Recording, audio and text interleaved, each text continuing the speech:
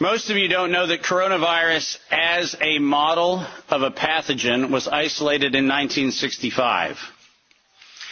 Coronavirus was identified in 1965 as one of the first infectious replicatable viral models that could be used to modify a series of other experiences of the human condition. It was isolated once upon a time associated with the common cold. But what's particularly interesting about its isolation in 1965 was that it was immediately identified as a pathogen that could be used and modified for a whole host of reasons.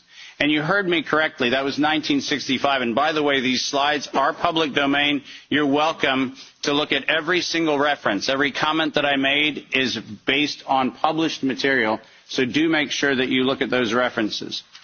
But in 1966, the very first COV coronavirus model was used as a transatlantic biological experiment in human manipulation. And you heard the date, 1966. I hope you're getting the point of what I'm saying. This is not an overnight thing. This is actually something that's been long in the making. A year before I was born, we had the first transatlantic coronavirus data sharing experiment between the United States and the United Kingdom. And in 1967, the year I was born, we did the first human trials on inoculating people with modified coronavirus.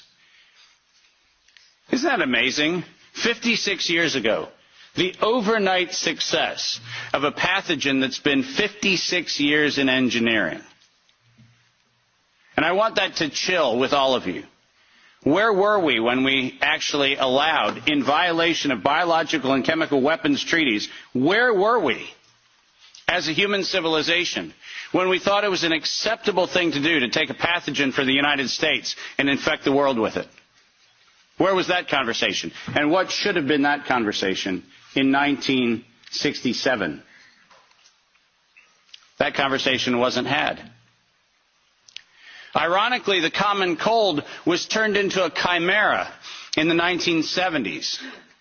And in 1975, 1976, and 1977, we started figuring out how to modify coronavirus by putting it into different animals, pigs and dogs. And not surprisingly, by the time we got to 1990, we found out that coronavirus as an infectious agent was an industrial problem for two primary industries, the industries of dogs and pigs. Dog breeders and pigs found that coronavirus created gastrointestinal problems, and that became the basis for Pfizer's first spike protein vaccine patent, filed, are you ready for this, in 1990. Did you hear what I just said? 1990. Operation Warp Speed? I'm sorry. Where's the warp and the speed? Pfizer, 1990, the very first spike protein vaccine for coronavirus. Isn't that fascinating? Isn't it fascinating that we were told that, well, the spike protein is a new thing. We just found out that that's the problem. No. As a matter of fact, we didn't just find out it was not just now the problem. We found that out in 1990 and filed the first patents on vaccines in 1990 for the spike protein of coronavirus. And who would have thought? Pfizer. Clearly the innocent organization that does nothing but promote human health. Clearly Pfizer. The organization that has not bought the votes in this chamber and in every chamber of every government around the world. Not that Pfizer. Certainly they wouldn't have had anything to do with this. But oh yes, they did. And in 1990 they found out that there was a problem with vaccines.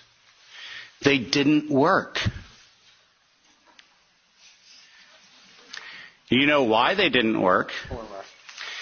It turns out that coronavirus is a very malleable model. It transforms and it changes and it mutates over time. As a matter of fact, every publication on vaccines for coronavirus from 1990 until 2018, every single publication concluded that coronavirus escapes the vaccine impulse. because it modifies and mutates too quickly for vaccines to be effective. And since 1990 to 2018, that is the published science, ladies and gentlemen. That's following the science.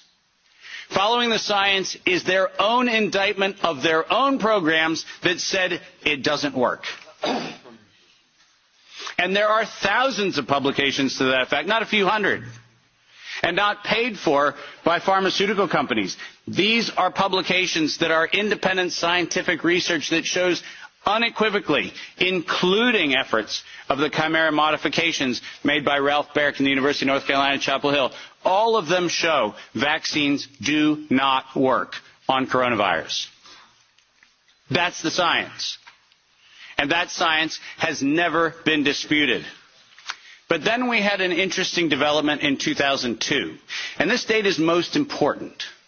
Because in 2002, the University of North Carolina, Chapel Hill patented, and I quote, an infectious replication defective clone of coronavirus. Listen to those words, infectious replication defective. What does that phrase actually mean? For those of you not familiar with language, let me unpack it for you. Infectious replication defective means a weapon. It means something meant to target an individual but not have collateral damage to other individuals. That's what infectious replication defective means. And that patent was filed in 2002 on work funded by NIAID's Anthony Fauci from 1999 to 2002, and that work, patented at the University of North Carolina, Chapel Hill, mysteriously preceded SARS 1.0 by a year. Dave, are you suggesting that SARS 1.0 wasn't from a wet market in Wuhan? Are you suggesting it might have come from a laboratory in the University of North Carolina, Chapel Hill? No, I'm not suggesting it. I'm telling you that's the facts. We engineered SARS. SARS is not a naturally occurring phenomenon. The naturally occurring phenomenon is called the common cold. It's called influenza-like illness. It's called gastroenteritis. That's the naturally occurring coronavirus. SARS is the research developed by humans weaponizing a life system model to actually attack human beings. And they patented it in 2002.